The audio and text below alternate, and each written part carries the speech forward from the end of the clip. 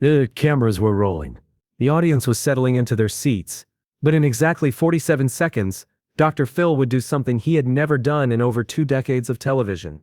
He would stop the show completely. And when he raised that manila envelope in his hand, when he looked directly into the camera and said those two words, "Hold on," every single person in that studio knew they were witnessing something that would change everything. But to understand why that moment mattered, to understand why a sealed envelope could bring an entire production to a halt, we need to go back to 3 days earlier, when a phone call came into the Dr. Phil's show that no one expected. It started with Margaret Lawson, 72 years old, grandmother of 5, widow of 18 months. She had called the show's hotline on a Tuesday afternoon, her voice shaking so badly that the intake coordinator almost transferred her to a crisis line. But Margaret didn't need a crisis intervention. She needed something else entirely. She needed Dr. Phil to help her tell the truth.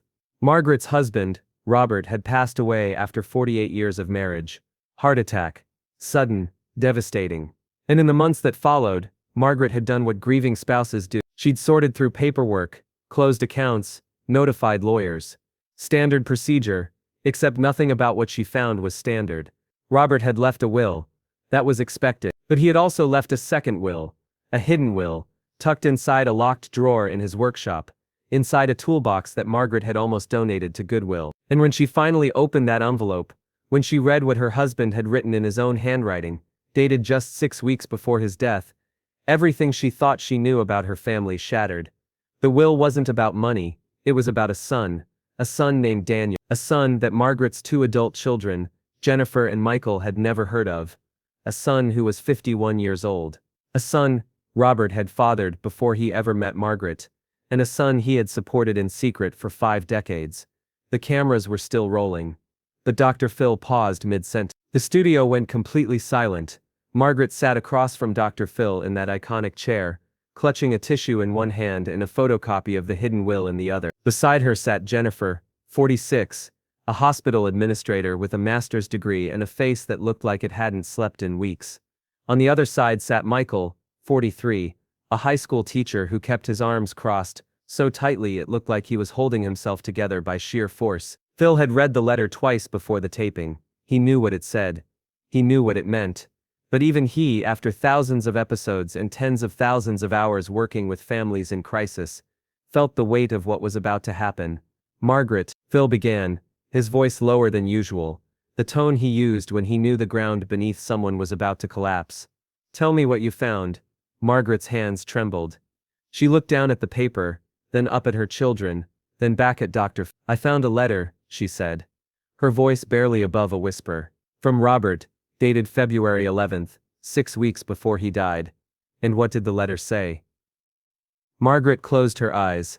"It said to my children, Jennifer, Michael and Daniel, if you are reading this, I am gone, and I owe you the truth." The audience gasped. Not a polite, scripted gasp. A real one. The kind that comes from 50 people inhaling at the exact same moment. Jennifer's head snapped toward her mother. "Daniel," she repeated, her voice sharp. "Who the hell is Daniel?" Michael didn't move. He didn't speak. He just stared straight ahead like someone had hit pause on him. Dr. Phil leaned forward. "Margaret, had you ever heard that name before?" "Never." Margaret's voice cracked. "In 48 years, not once. And your husband never mentioned having another child?" "Never." Phil looked at Jennifer, then at Michael. "So you're hearing this for the first time right now on national television?" Jennifer's jaw tightened. "Apparently yes." Michael finally spoke. His voice was flat, emotionless. "Is he real, this Daniel? Or is this some kind of, I don't know, dementia thing? Dad was 7, maybe he's real." Margaret interrupted. "I found him. I hired a private investigator. Daniel James Lawson, born in 1974. Lives in Oregon. Your father sent him money every month for 51 years. $1,100 every single month. From an account I didn't even know existed." The studio fell silent again. Not the kind of silence that happens during a commercial break. The kind that happens when something so fundamentally incomprehensible lands in the middle of a room that no one knows what to do with it. Dr. Phil set his pen down. He looked at the producer standing off camera, then back at Margaret. "And did your husband explain why he kept this secret?" Margaret nodded. She opened the letter again, smoothing it against her lap. He wrote, I was 19 when Daniel was born. His mother and I were not ready to be parents. She moved away. I thought it was over. But 15 years later she contacted me. She was dying. Cancer. She asked me to help. And I did. I sent money. I never stopped. But I also never told anyone. And I am sorry. Jennifer stood up. Not slowly.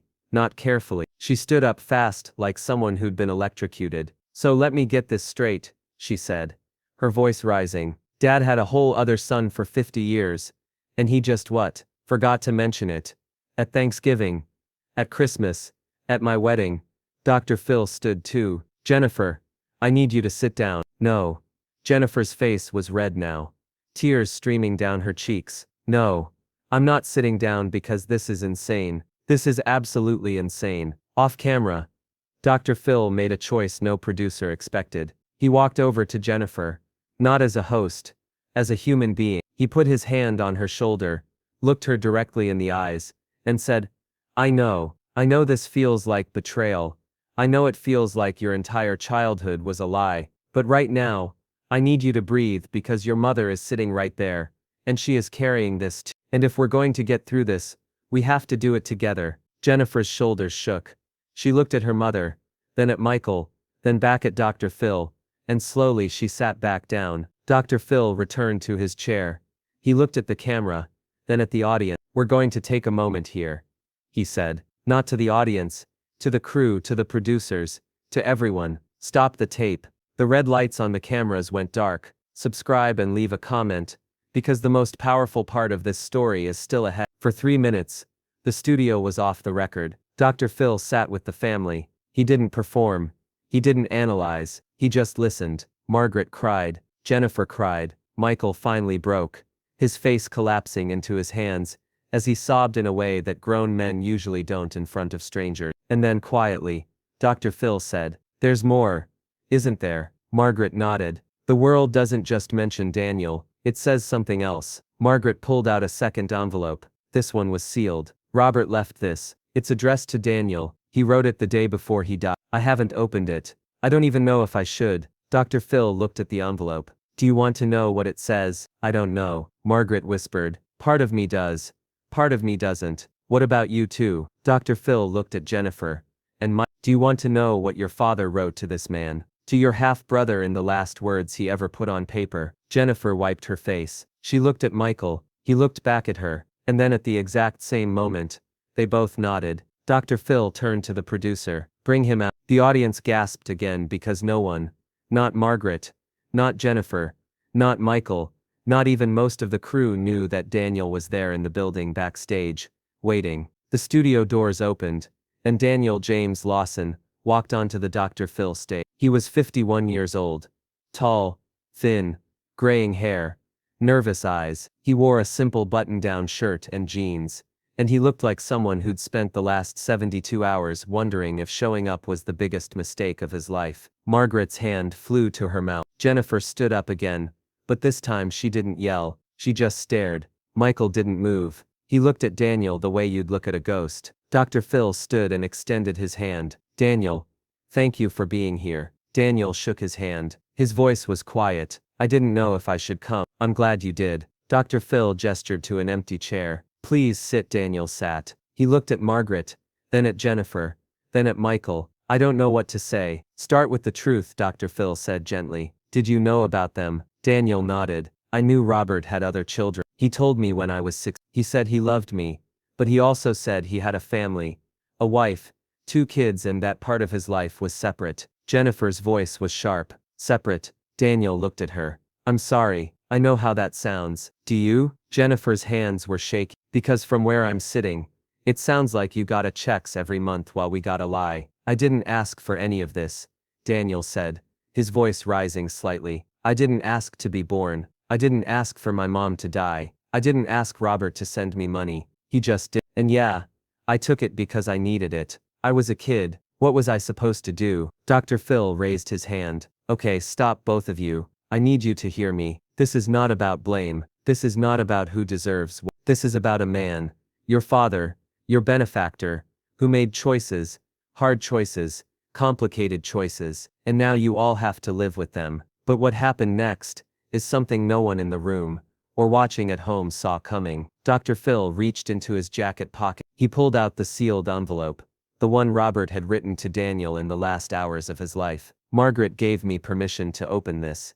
he said. If you want to hear it. Daniel looked at Margaret. Do you want me to? Margaret's voice was steady now. Stronger? Yes. Phil carefully opened the envelope. Inside was a single handwritten letter. He unfolded it, and then he read, Dear Daniel, if you are reading this, I am gone and I need you to know that I am sorry. I am sorry I was never the father you deserved. I am sorry I kept you hid. I am sorry I chose comfort over courage. But I also need you to know that I loved you. I have always loved you, and I need you to do something for me. I need you to meet your brother and sister. I need you to know Margaret, because they are good people, and you are a good person, and life is too short to live in the shadows. I should have done this years ago. I was afraid, but you don't have to be, Robert. The silence that followed wasn't empty. It was full of grief, full of confusion, full of loss, full of something that might eventually become understanding. Jennifer was crying again, but this time it wasn't anger.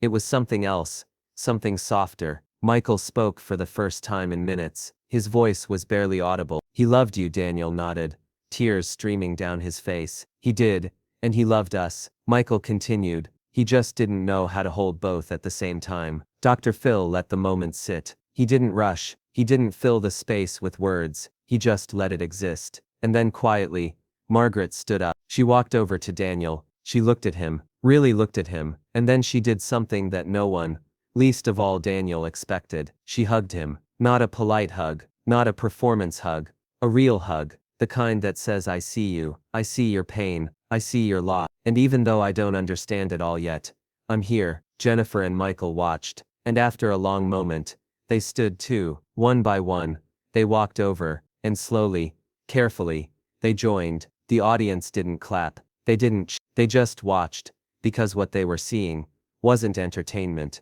it was healing. Dr. Phil stepped back. He let the family have the moment, and when they finally broke apart, when they returned to their seats, he spoke. This is what I know, Dr. Phil said, his voice calm but firm. Secrets destroy families, but truth, no matter how painful, can rebuild them. Robert made mistakes, he hurt people, he lied, but in the end, he tried to make it right, and now you have a choice. You can let this secret continue to define you, or you can choose to move forward together. Margaret looked at Daniel. I'd like to get to know you. Daniel's voice broke. I'd like that too. Jennifer nodded. It's going to take time. I know, Daniel said. Michael added, but we have time. Dr. Phil smiled.